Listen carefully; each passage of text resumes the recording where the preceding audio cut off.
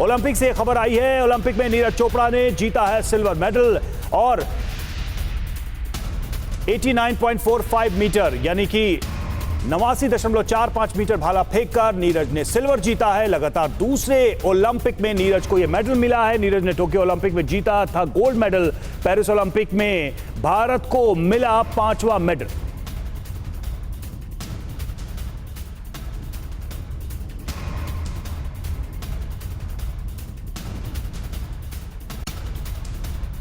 और silver medal जीतने के बाद बोले नीरज चोपड़ा, देश के लिए मेडल जीतने की खुशी है, जेवलिन थ्रो में और सुधार करेंगे, टीम के साथ बैठकर कमियों को दूर करेंगे, टोक्यो के गोल्ड से तुलना न करें, नीरज ने कहा।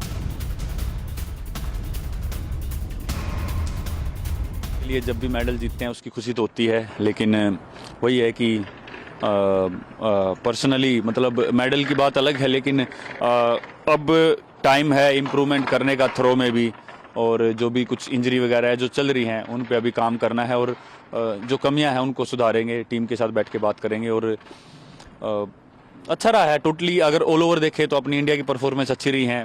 टोक्यो के साथ वही गोल्ड या ब्रोंज सिल्वर उन पे कंपेयर ना करें। इस बार जो एथलीट खेल रहे हैं बहुत ही मन से खेल रहे हैं, दिल से खेल रहे हैं, और ऑल ओवर परफॉर्मेंस सही रही है। कंपटीशन बहुत अच्छा था, और वही है हर किसी दिन किसी एथलीट का दिन होता है। आज अरशद का दिन था, कभी जब बात करें टोक्यो की और बुडापेस्ट की, वहाँ पे अपना दिन था, या एशियन गेम्स में अपना दिन था। तो हर एक एथलीट का जो बॉडी है वो एक उस दिन अलग ही उसमें होती है, हर चीज़ परफेक्ट होती है, जैसे अरशद की थी। अपना भी काफ़ी अच्छा रहा। राष्ट्रीय गान तो बिल्कुल वो तो मन में था ही, और वही है सबकी उम्मीद भी थी, और हमेशा उस पर खरा भी उतरे हैं, लेकिन वही है स्पोर्ट्स है, और ये चीज़ एक्सेप्ट करनी पड़ेगी, क्योंकि वही सबसे सही रहेगा। इस चीज़ को एक्सेप्ट करो कि हाँ आज शायद अपना दिन नहीं था, और आगे फिर मौका मिलेगा, और फिर से हमारा राष्ट्रगान होगा, पेरिस में नहीं तो कहीं और से ही। और पीएम मोदी ने नीरज चोपड़ा को बधाई दी है। नीरज आपने शानदार खेल दिखाया। पीएम मोदी ने कहा नीरज पर पूरे देश को गर्व है। पीएम मोदी ने अपने संदेश में यह लिखा है, नीरज आने वाली पीढ़ियों के लिए प्रेरणा देंगे।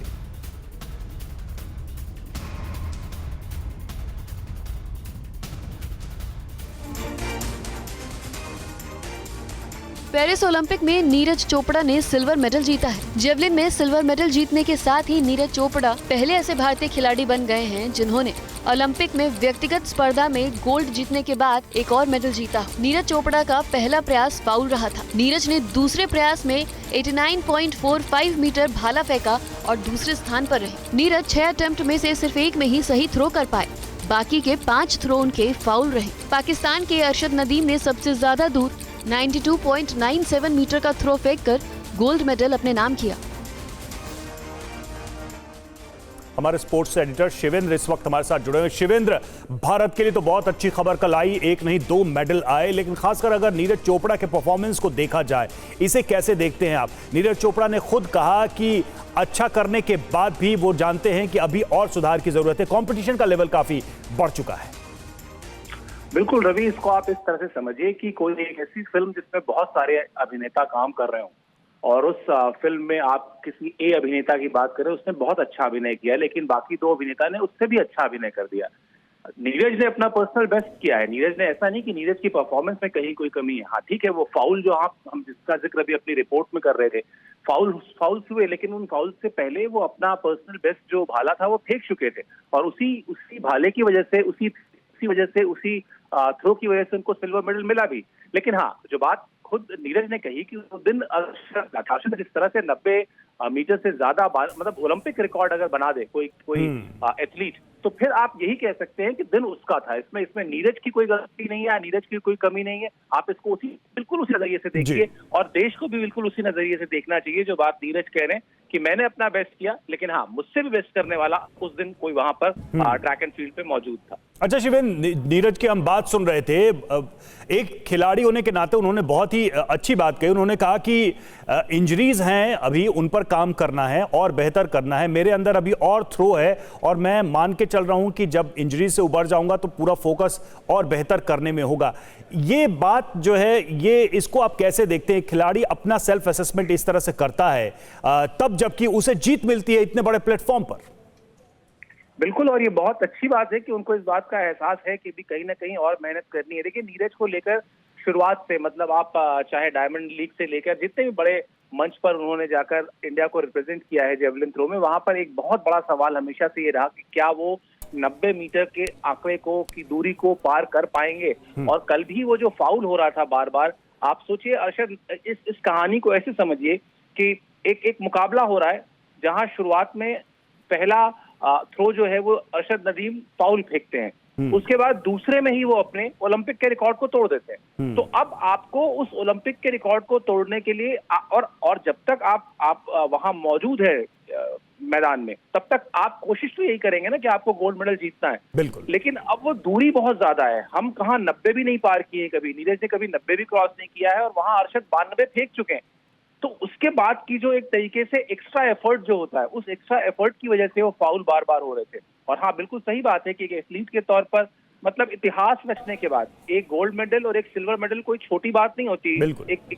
140 करोड़ हिंदुस्तानियों के देश में किसी के पास ये नहीं वो है। भी लगातार खिलाड़ी हैं, बैक टू बैक ओलंपिक, तीसरे खिलाड़ी हैं जिन्होंने बैक टू बैक ओलंपिक्स में ये काम किया है। इससे पहले सुशील कुमार ने किया था और पीवी सिंधु ने किया था, लेकिन याद रखिए उन दोनों के पास गोल्ड मेडल नहीं था। गोल्ड मेडल नीरज के पास है। बावजूद इसके वो हम्बल है, बावजूद इसके वो ये समझते हैं कि हाँ ठीक है, अगर मुझे दोबारा गोल्ड मेडल जीतना है ओलंपिक में आकर, तो मुझे वो जो मार्क है 90 मीटर्स का, उसको क्रॉस करने के लिए जो कुछ भी नया करना होगा, जो कुछ भी और जोड़ना होगा अपनी तकनीक में, वो सब कुछ करने के लिए तैयार हैं। निश्चित तौर पर मतलब कहीं ना कहीं उनके मन में ये जरूर बात होगी कि उनका दिन नहीं था, वरना अपना पर्सनल बेस्ट करने के बाद भी, जैसा मैंने शुरू में कहा कि आप बहुत अच्छी एक्टिंग करें, लेकिन आपके सहयोगी एक्टर्स आपसे भी अच्छा एक्टिंग कर दें, आप अपने परफॉर्मेंस को कंट्रोल कर सकते हैं, दूसरे के परफॉर्मेंस को कंट्रोल नहीं कर सकते। बिल्कुल शिवेंद्र, आप हमारे साथ बने रहिए, हम लौटेंगे आपके पास, जुड़े रहिए हमारे साथ। और देखिए, जेवलिन में सिल्वर मेडल जीतने के बाद पूरे देश में जश्न का माहौल है। नीरज चोपड़ा के गांव में भी जमकर आतिशबाजी हुई, उनके परिवार वालों ने लड्डू बांटकर जश्न मनाया। टीवी 9 से नीरज चोपड़ा के पिता ने बात की, वो आपको हम सुनाते हैं। नीरज चोपड़ा के पिता सतीश चोपड़ा हमारे साथ हैं।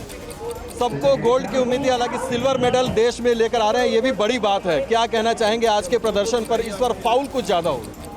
जी बिल्कुल, हमें तो लगता है कहीं जो ग्रोइंग इंजरी का उसके साथ था, उसी के चलते कुछ ऐसा रहा है कि हम बार बार आउट होते रहे हैं। नहीं तो हर जितने भी मतलब कंपटीशन हुए हैं, ऐसे होता कभी नहीं था। और नीरज चोपड़ा की मां ने अपने बेटे के सिल्वर जीतने पर बड़े दिल वाला रिएक्शन दिया। सरोज देवी ने पाकिस्तान के अरशद नदीम की भी तारीफ की और कहा कि वो भी हमारा लड़का है। बड़े खुश हैं जी, हम बड़े खुश हैं जमा। यहाँ पे पहली बार है कि किसी ने ओलंपिक में लगातार 2 मेडल जीते हैं एक ही खिलाड़ी। क्या हम तो बहुत खुश हैं। उन्हें जीत लिया वो बीमार है, जब कथा उन्हें जीत लिया वो बीमार है, कथा हम तो बहुत खुश हैं। बच्चे मेहनत करके जा रहे थे, सभी के बच्चे ऐसे जैसे मारे, हम तो बहुत खुश हैं। हमने तो सिल्वर भी गोल्ड वर्ग लग रहा है, गोल्ड उसका है, वो भी मारे लड़का जी, मेहनत करके सब जा रहे। कोई बात नहीं जी, ये तो तीनों हैं बच्चे के खिलाड़ी के। शिवेंद्र हमारे साथ हैं। शिवेंद्र, और पेरिस ओलंपिक में भारतीय हॉकी टीम ने ब्रॉन्ज मेडल जीतकर इतिहास रच दिया। ब्रॉन्ज मेडल जीतने के बाद पूरे देश में जमकर जश्न मनाया गया। पेरिस ओलंपिक में जैसे ही टीम इंडिया ने स्पेन के खिलाफ 2-1 से जीत हासिल की, पूरा हिंदुस्तान झूम उठा। उम्मीद तो इस बार गोल्ड की थी, लेकिन सेमीफाइनल में बात नहीं बनी। हार के बावजूद भारतीय खिलाड़ियों ने हौसला नहीं छोड़ा और ब्रॉन्ज मेडल के लिए मैदान में जान लगा दी। 52 साल बाद ये पहला मौका है जब भारतीय हॉकी टीम ने लगातार 2 मेडल जीते हैं। पिछले ओलंपिक में टीम इंडिया ने टोक्यो में ब्रॉन्ज मेडल पर कब्जा किया था और अब एक बार फिर से ओलंपिक जैसे खेल के महाकुंभ में टीम इंडिया तीसरे नंबर पर रही। भारतीय हॉकी टीम के गोलकीपर पीआर श्रीजेश ने हॉकी से संन्यास का ऐलान किया है और संन्यास के ऐलान के बाद मीडिया से बात करते हुए श्रीजेश भावुक हो गए। साथ ही कहा कि इस बार ओलंपिक में हॉकी से बेहतर की उम्मीद थी, लेकिन हम लोग इस बार भी ब्रॉन्ज मेडल जीते।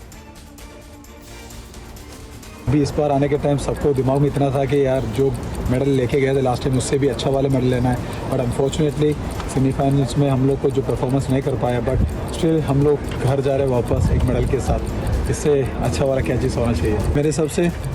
It's tough to become a goalkeeper, but जो गोलकीपर है वो रियली टफ है। एक अभी मैं खुश हूँ, मेरे जितना भी इमोशन था गोल पोस्ट में या ग्राउंड में मैंने ख़त्म कर दिया, and it's a time to celebrate. मैंने कंट्री के लिए एक मेडल जीता हूँ, अभी वापस जाना है। और भारतीय हॉकी टीम के खिलाड़ी मनदीप सिंह ने मैच जीतने के बाद कहा कि मेडल हमें श्रीजेश के लिए जीतना था। मनदीप ने कहा कि श्रीजेश बेस्ट गोलकीपर हैं, उन्होंने हमें कई बार बचाया। बहुत खुशी हो रही है बैक टू बैक मेडल जीतना कंट्री के लिए, और ब्रॉन्ज जीता है। बहुत खुशी की बात है, क्योंकि हमारा मेन यही टारगेट था कि स्टिल सेमीफाइनल हम अच्छा खेल के हारे थे, बट हमारा यही था कि ये लास्ट एक सीरीज के लिए हमने ये मैच खेलना था, इंडिया के लिए खेलना था, क्योंकि उनका लास्ट मैच था। इस बार रिटायर कर रहे हैं वो हॉकी को, 12 से 13 साल उनके साथ रहे हैं, बहुत कुछ सीखने को मिला उनके साथ। बहुत अच्छे गोलकीपर हैं, अगर देखा जाए ओलंपिक में उन्होंने ऐसे ऐसे सेव किए, बेस्ट जिसको बोलते हैं, तो इनके लिए आज जीतना था हमने। और हॉकी में ब्रॉन्ज मेडल जीतने के बाद पीएम मोदी ने फोन पर भारतीय हॉकी टीम कप्तान हरमनप्रीत सिंह और दूसरे खिलाड़ियों से बात की और ब्रॉन्ज मेडल के लिए बधाई दी। सर नमस्कार। नमस्कार सर। मैं आपको और पूरी टीम को बहुत बहुत बधाई। शुक्रिया सर, थैंक यू। भारत का नाम रोशन किया आपने, और आपको याद होगा मैंने टोक्यो में कहा था आपको जी सर कि आपने पराजय की पूरी श्रृंखला को तोड़ा है। जी सर। और अब आपके नेतृत्व में और आपकी पूरी टीम के प्रयासों से इस बार भी हमने प्रगति की है, और मुझे पक्का विश्वास है कि अब हॉकी क्योंकि वो पुराना जो स्वर्णिम काल था वो फिर से आप लोग वापिस लेके आएंगे, तो मुझे पक्का विश्वास हो गया है। जी बिल्कुल सर, बिल्कुल लेके आएंगे सर। Thank you sir. इधर विनेश की अपील पर सीएस में सुनवाई आज भारतीय ओलंपिक संघ की तरफ से पेश होंगे हरीश साल्वे। सीएस में विनेश का पक्ष रखेंगे हरीश साल्वे। दोपहर 1 बजे सीएस में मामले पर सुनवाई। विनेश फोगाट ने अयोग्य ठहरा जाने के खिलाफ सीएस में अपील किया है।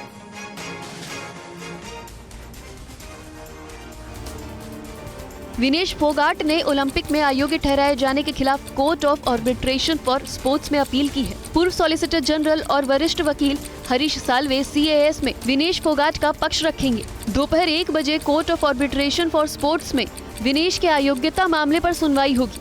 अपील में विनेश ने सीएस से संयुक्त सिल्वर मेडल दिए जाने की मांग की है। Court of arbitration for sports ने विनेश का पक्ष रखने के लिए 4 वकीलों की पेशकश की थी, लेकिन भारतीय दल ने सुनवाई के लिए भारतीय वकील नियुक्त करने के लिए समय मांगा था। अब हरीश साल्वे विनेश की तरफ से पक्ष रखेंगे। और नोबेल पुरस्कार विजेता मोहम्मद यूनुस को बांग्लादेश की अंतरिम सरकार की कमान मिल गई है। राष्ट्रपति ने कल मोहम्मद यूनुस को शपथ दिलाई। सरकार में 16 और सदस्यों को भी शपथ दिलवाई गई। ढाका के भंग भवन में अंतरिम सरकार का शपथ ग्रहण हुआ। मोहम्मद यूनुस के नेतृत्व वाली अंतरिम सरकार को बांग्लादेश में नए सिरे से चुनाव कराने का जिम्मा दिया गया। अंतरिम सरकार में शिक्षाविदों से लेकर आंदोलन में शामिल एक्टिविस्ट और सेना के पूर्व अधिकारी भी शामिल हैं। मोहम्मद यूनुस ने बांग्लादेश में सत्ता परिवर्तन को दूसरी आज़ादी का नाम दिया है और कहा कि वो इस आज़ादी को आगे लेकर जाएंगे। अंतरिम सरकार में उन लोगों को भी जगह दी गई है जो शेख हसीना के खिलाफ आंदोलन की अगुवाई कर रहे थे। पीएम मोदी ने अंतरिम सरकार के गठन पर मोहम्मद यूनुस ने बधाई दी और बांग्लादेश में सामान्य स्थिति लौटने की इच्छा जताई है। राहुल गांधी ने भी यूनुस को बधाई दी। पीएम मोदी ने सोशल मीडिया पर मोहम्मद यूनुस को बधाई दी। पीएम मोदी ने लिखा कि प्रोफेसर मोहम्मद यूनुस को उनकी नई जिम्मेदारियां संभालने पर मेरी शुभकामनाएं। हम हिंदुओं और अन्य सभी अल्पसंख्यक समुदायों की सुरक्षा सुनिश्चित करते हुए सामान्य स्थिति में जल्द से जल्द वापसी की उम्मीद करते हैं। भारत शांति, सुरक्षा और विकास के लिए दोनों देशों के लोगों की साझा आकांक्षाओं को पूरा करने के लिए बांग्लादेश के साथ काम करने के लिए प्रतिबद्ध है। राहुल गांधी ने भी मोहम्मद यूनुस को बधाई दी और कहा कि देश में शांति की शीघ्र बहाली समय की मांग है। और बांग्लादेश में अंतरिम सरकार बनने के बाद भी उपद्रव थम नहीं रहा। हजारों बांग्लादेशी अल्पसंख्यक अब पश्चिम बंगाल के दिनाजपुर में दाखिल होने की कोशिश कर रहे हैं। बॉर्डर पर हाई अलर्ट है। संकट में बांग्लादेशी अल्पसंख्यक। बॉर्डर पर जुटे हजारों बांग्लादेशी।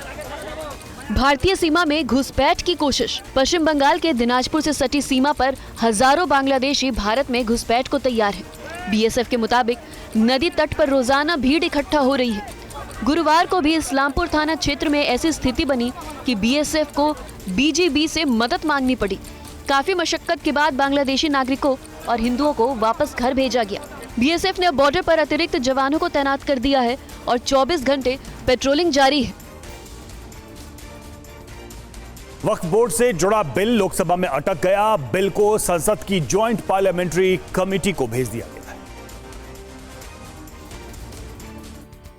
लोकसभा अध्यक्ष ओम बिरला संसद के दोनों सदनों के सदस्यों की एक संयुक्त कमेटी बनाएंगे जो इस विधेयक के पहलुओं और सांसदों की आपत्तियों पर विचार करेगी। जेपीसी में शामिल सदस्य संसद को अपनी सिफारिश सौंपेंगे। बिल पर चर्चा के दौरान संसद में सत्ता पक्ष और विपक्ष के बीच जोरदार नोकझोंक हुई तो संसद के बाहर भी जमकर बयानबाजी हुई। बीजेपी विपक्ष पर मुस्लिम तुष्टीकरण का तो शिवसेना यूबीटी सरकार पर देश का माहौल खराब करने का आरोप लगा रही है। वहीं मुस्लिम धर्म गुरुओं का कहना है कि सरकार वक्फ बोर्ड को खत्म करने के लिए नया कानून बनाना चाहती है।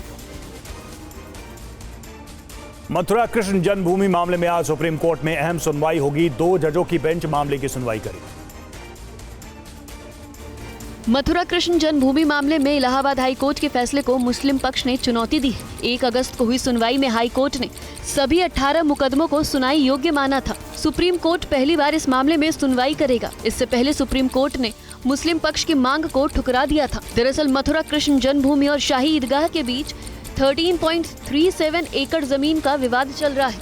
पूरे परिसर में 11 एकड़ जमीन पर भगवान श्री कृष्ण का मंदिर है और 2.37 एकड़ जमीन का हिस्सा शाही ईदगाह मस्जिद के पास है। इसी जमीन पर हिंदू पक्ष दावा कर रहा है। विदिशा में विजय सूर्य मंदिर को मस्जिद बताने का विवाद गहराता जा रहा है। स्थानीय विधायक और हिंदू संगठनों ने एएसआई की रिपोर्ट पर आपत्ति जताई।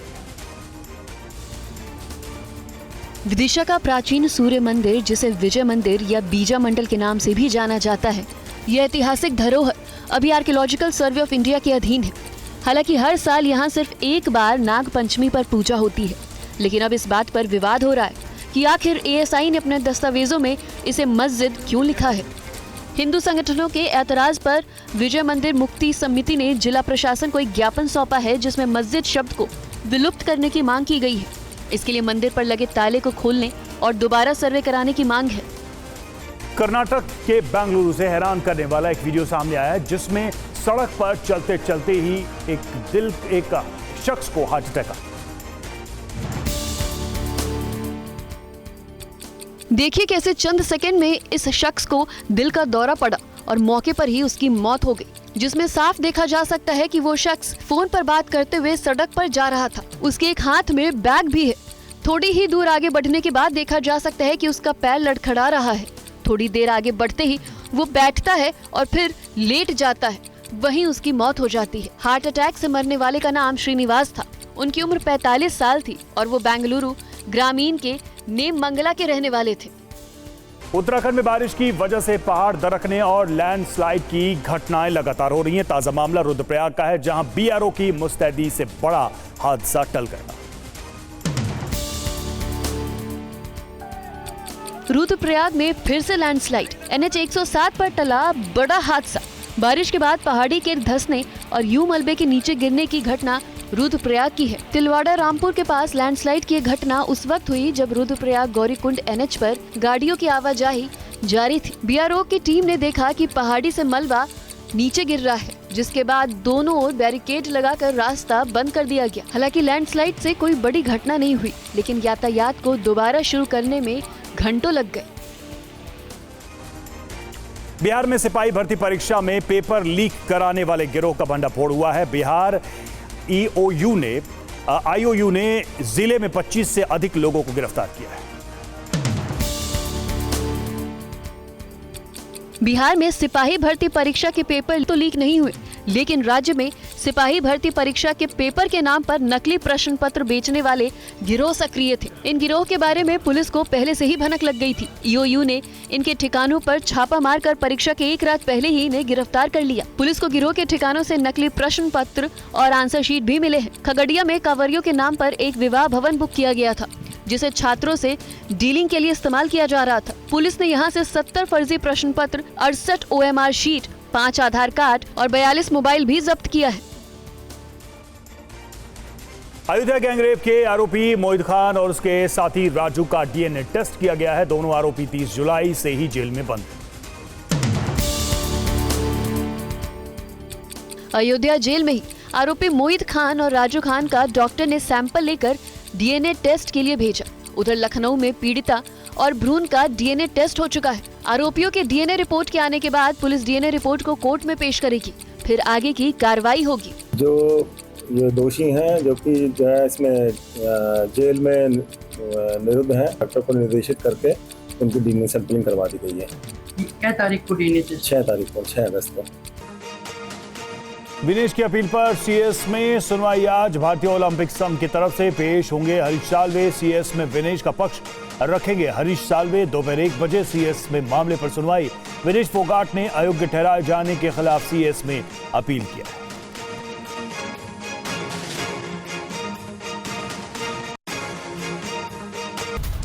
ओलंपिक में सिल्वर जीतने पर राजनाथ सिंह ने नीरज चोपड़ा को बधाई दी। असाधारण एथलीट नीरज को बधाई।